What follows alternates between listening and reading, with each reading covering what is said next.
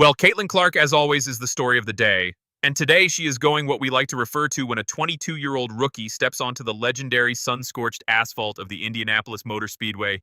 Music. The absolute last thing you expect is for her to completely overshadow the most famous racing event on the planet. But that is exactly what happened in a moment that shattered every single expectation in modern sports history. You have to picture the sheer magnitude of the scene. Music.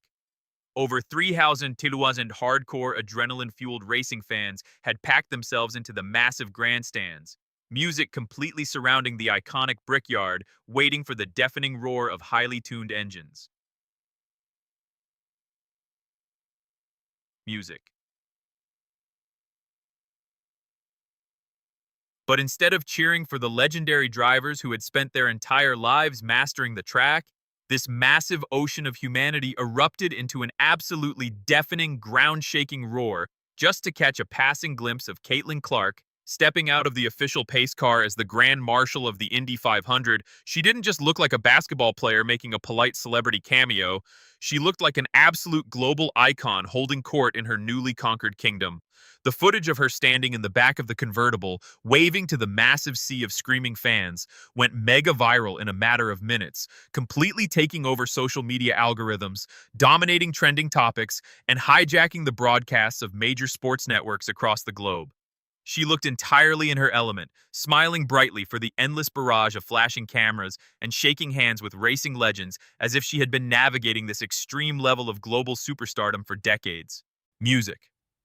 The entire world was utterly captivated by this magical, unprecedented moment, celebrating the dawn of a massive cultural shift where a female basketball player was suddenly the undisputed, untouchable biggest celebrity in a city that had historically been obsessed almost exclusively with motorsports and professional football. To the untrained eye watching these viral clips on TikTok or Instagram, it looked like the absolute pinnacle of athletic success. A flawless fairy tale transition from a historic, record-breaking college career straight into mainstream professional dominance. It was the kind of perfectly music-packaged, deeply inspiring moment that corporate sponsors dream of. Music signaling to the world that she had fully arrived and was ready to conquer the professional ranks, yet music with the exact same effortless grace she showed at the Speedway. But what those incredibly viral video clips and perfectly framed promotional photographs didn't capture was a dark, incredibly toxic, and highly dangerous storm of controversy, deep-seated jealousy, music, and immense psychological pressure brewing just millimeters beneath the surface. But that perfectly curated, smiling appearance at the racetrack wasn't the whole story, and the crushing reality of what awaited her the moment she stepped away from the cameras would shock even her most dedicated music fans. To truly understand the sheer gravity of that mega-viral day at the Brickyard, music, you have to look closely at the terrifyingly desperate situation she was walking into when she finally arrived at the Indiana Fever training facility. This was not a franchise that was simply looking for a talented point guard to add to a solid roster. This was an organization that had been hopelessly trapped in the dark, miserable depths of the league standings for years, suffering through agonizing losing streaks and struggling to fill even a tiny fraction of their massive arena on a good music night. The executives in the front office didn't just draft a rookie. They actively drafted a financial savior, a human economic stimulus package, music, who was entirely expected to magically revive a dying franchise overnight. The sheer volume of pressure placed squarely on her young shoulders was absolutely astronomical.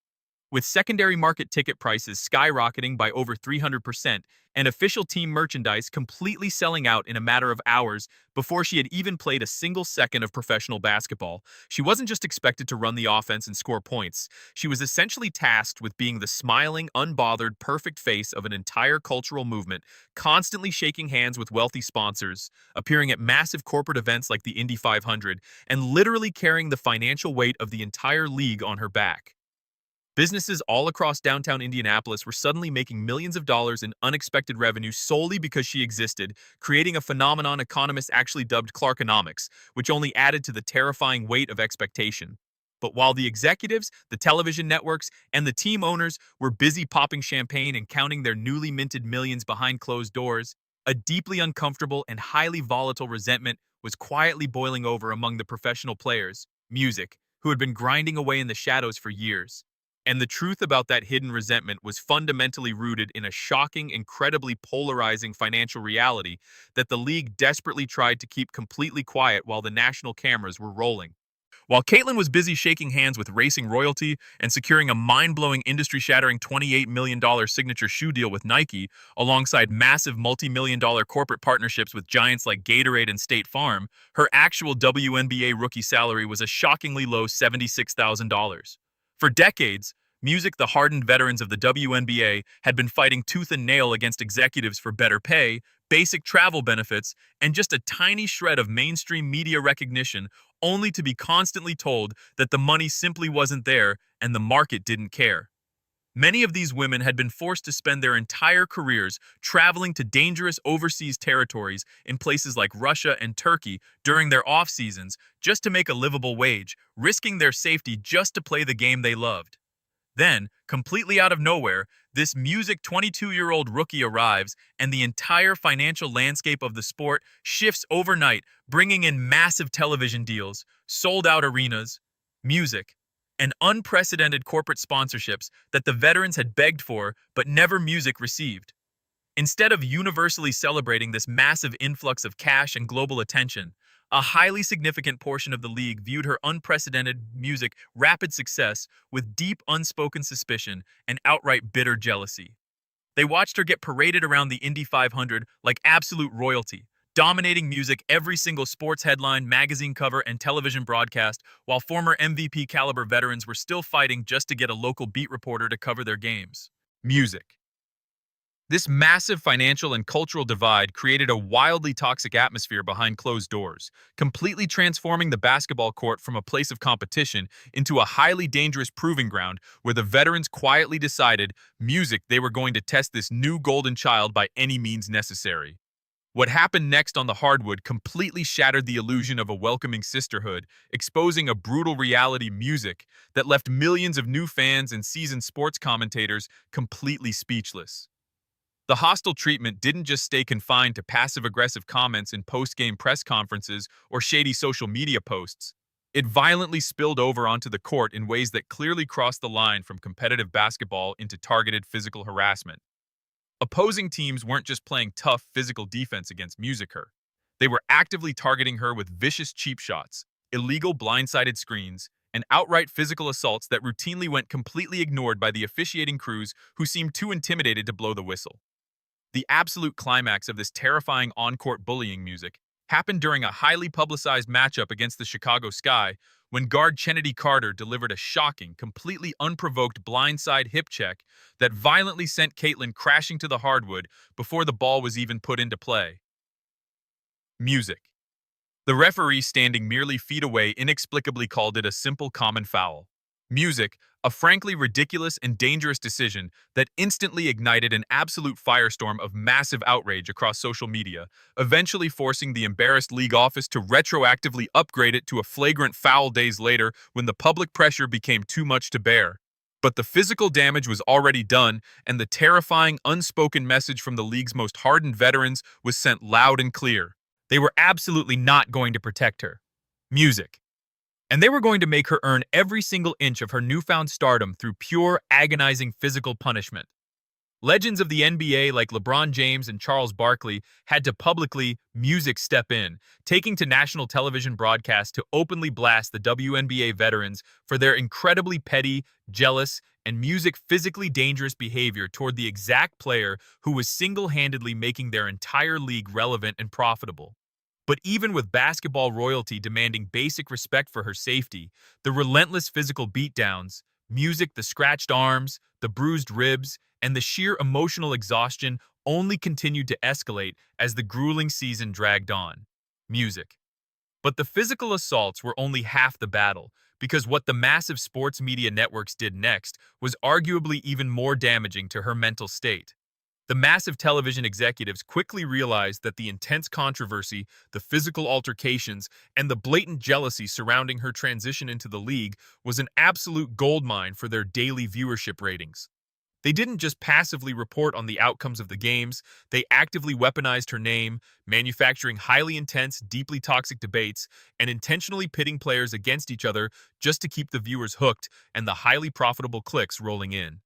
They relentlessly fueled the fires of her collegiate rivalry with Angel Reese, purposefully framing every single matchup as a deeply personal, almost gladiatorial battle between good and evil, and occasionally injecting incredibly toxic, highly sensitive racial narratives into the daily discussion just to stir the pot even further and generate more outrage. Commentators who had openly admitted to never watching a single minute of women's basketball in their entire professional lives, music, suddenly became highly vocal, highly critical experts using her massive name to generate viral clips on social media and spark completely unhinged arguments on morning television shows. The entire media circus reached an absolute breaking point of unprofessionalism when prominent sports host Pat McAfee accidentally slipped up during a live, nationally syndicated broadcast referring to Caitlyn with a highly derogatory and completely unacceptable term, calling her a white BC, while ironically attempting to defend her massive positive impact on the sport. The immediate public backlash was swift, brutal, and completely overwhelming, forcing deeply awkward public apologies and completely exposing just how incredibly sloppy, desperate, and reckless the sports media had become in their frenzied scramble to monetize her existence. It was a vicious, never-ending cycle of blatant exploitation where every single move she made, from driving a shiny pace car at the Indy 500 to taking a highly contested jump shot in a meaningless regular season game, was aggressively analyzed, heavily criticized, and brutally monetized by people who genuinely didn't care about her actual well-being. Music.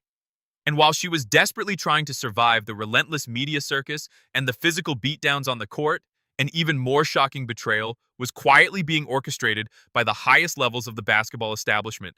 Just weeks after her mega-viral Indy 500 appearance completely dominated the internet, incredibly persistent rumors began to swirl that the highly secretive selection committee for Team USA was quietly plotting to leave her entirely off the Olympic roster headed to Paris.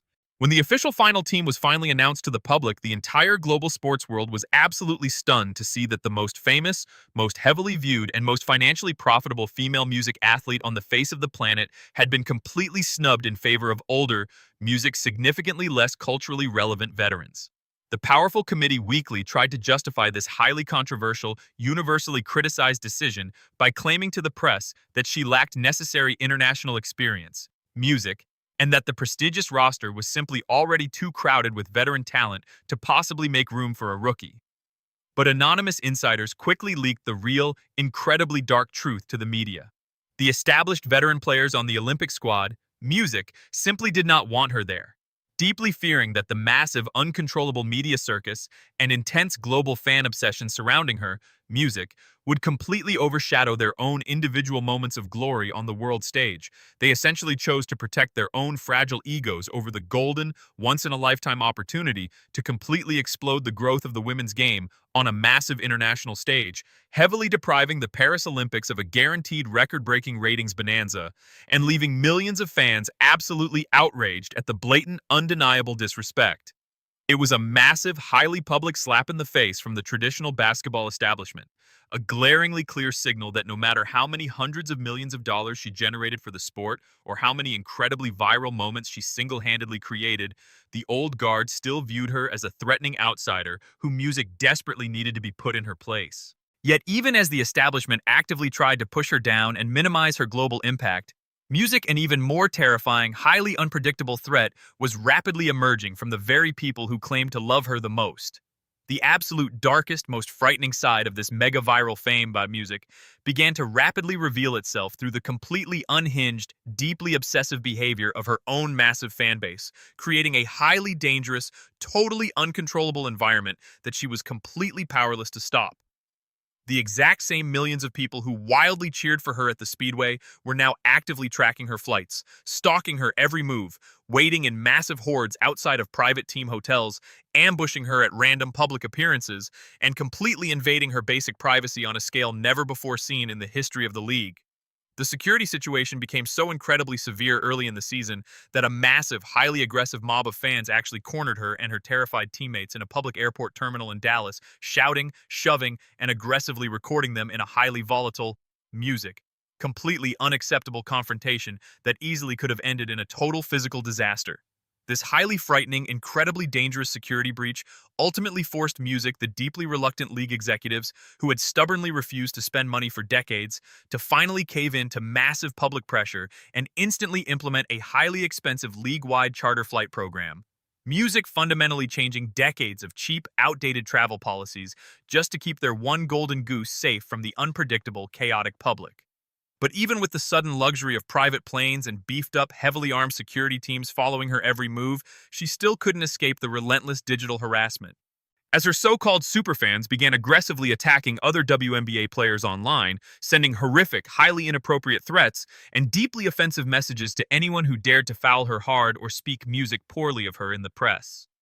Caitlyn was suddenly, unfairly thrust into the totally impossible position of having to repeatedly, publicly apologize for the highly toxic behavior of complete strangers, Music, constantly being interrogated by aggressive reporters who demanded she answer for the completely unhinged actions of a massive internet mob she never asked to lead in the first place.